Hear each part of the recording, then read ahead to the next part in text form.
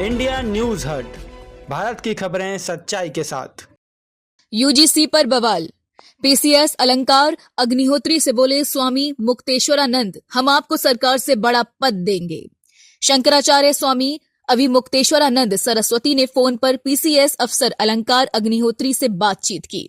उन्होंने कहा कि पूरा सनातन समाज आपका भूरी भूरी प्रशंसा, आपका भूरी भूरी अभिनंदन करता है। यूजीसी के नए कानून और शंकराचार्य स्वामी अभिमुक्तेश्वरानंद सरस्वती के बटुक शिष्यों पर लाठीचार्ज के विरोध में बरेली के सिटी मजिस्ट्रेट पद से इस्तीफा देने वाले अलंकार अग्निहोत्री पिछले 24 घंटे से सुर्खियों में हैं।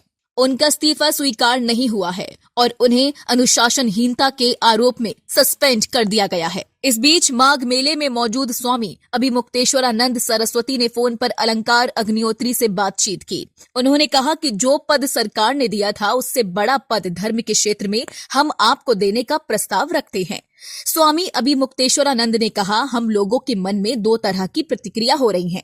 एक तो दुख हो रहा है कि कितने लगन और मेहनत के बाद आपने ये पद पाया होगा, आज एक झटके में आपका पद चला गया।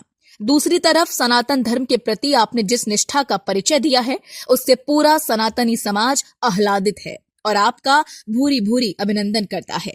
हम चाहते हैं कि आपके जैसे निष्ठावान लोग सनातन धर्म की सेवा में और आगे आएं।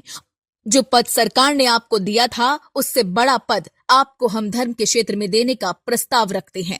सख्त कार्यशैली के लिए जाने जाते हैं अग्निहोत्री। गौरतलब है सख्त कार्यशैली के लिए जाने जाते हैं अग्निहोत्री।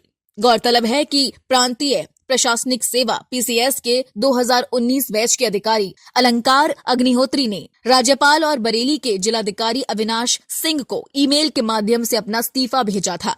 कानपुर के रहने वाले अग्निहोत्री पहले उन्नाव, बलरामपुर और लखनऊ समेत कई जिलों में एसडीएम के रूप में कार्य कर चुके हैं। वे प्रशासनिक हलकों में अपने स्पष्ट विचारों और सख्त कार्यशैली के लिए जाने जाते हैं। जो गत 2 सप्ताह की घटना अगर देखेंगे तो जो माघ मेले में मौनी अमावस्या का जो स्नान हुआ, उसमें हमारे जो शंकराचार्य जी थे, जो ज्योतिष पीठ से ज्योतिष मठ के श्री अभिमुक्तेश्वरानंद जी महाराज, उनके बटुक शिष्यों के साथ जिस तरीके से जो चोटी पकड़ के, जो ब्राह्मण समाज का जो चोटी और शिखा एक सांस्कृतिक धार्मिक प्रतीक है, उसका मान मर्दन किया गया। आप देखेंगे कितनी ही गंदे तरीके से चोटी पकड़ के बटुक जो शिष्य हैं, बटुक महाराज हैं, उनको घसीट के पीटा गया। कुछ जो वीडियोस हैं आप देखेंगे, बूढ़े बूढ़े सन्यासी, उनको जूतों चप्पलों से मारा गया, पैरों से मारा गया। आप अगर ये प्रशासन के लोग ही इस तरीके से जो अगर मैसेज देंगे तो समाज के जो दूसरे वर्ग है वो ब्राह्मण समाज पे कितना अत्याचार करेंगे, जब प्रशासन के लोग ही इस तरीके से अत्याचार कर रहे हैं। इसके अतिरिक्त जो दूसरा विषय था, उसमें जो यूजीसी का जो रेगुलेशन अभी आया है, जो 13 जनवरी का जो बजट है भारत सरकार का, उसमें सामान्य वर्ग के जो विद्यार्थी हैं, वो जो यूनिवर्सिटी में, उनको स्वघोषित अपराधी मान लिया गया है। उनके विरुद्ध समता समिति के माध्यम से शिकायत दर्ज कराई जाएगी। और आपके जो बेटे बेटियां हैं, यदि बेटी है तो उसका शारीरिक शोषण समता समिति के माध्यम से फर्जी शिकायतों का निस्तार करने के दौरान किया जा सकता है। अगर आपका बेटा प्रतिभावान है तो कोई भी आप पे एक फर्जी शिकायत डाल सकता है और आपके पूरे बेटे का भविष्य बर्बाद कर सकता है। समता समिति के सदस्य जो उनका शोषण कर सकते हैं। इस पर सबसे बड़ी नाराजगी ये है, जो हमारे समाज के जन प्रतिनिधि, जो हमारे तथाकथित, जो हमारे जातिगत जो माना जाता है, जो ब्राह्मणों के, जो अपने आप को समझते हैं ब्राह्मणों के नेता समझते हैं, वो लोग भी उस पर कुछ नहीं बोल रहे हैं। जो ब्राह्मण एमपी एमएलए कुछ नहीं बोल रहे हैं और चुप्पी साध के बैठे, जैसे वो किसी कॉर्पोरेट कंपनी के एम्प्लॉई हो।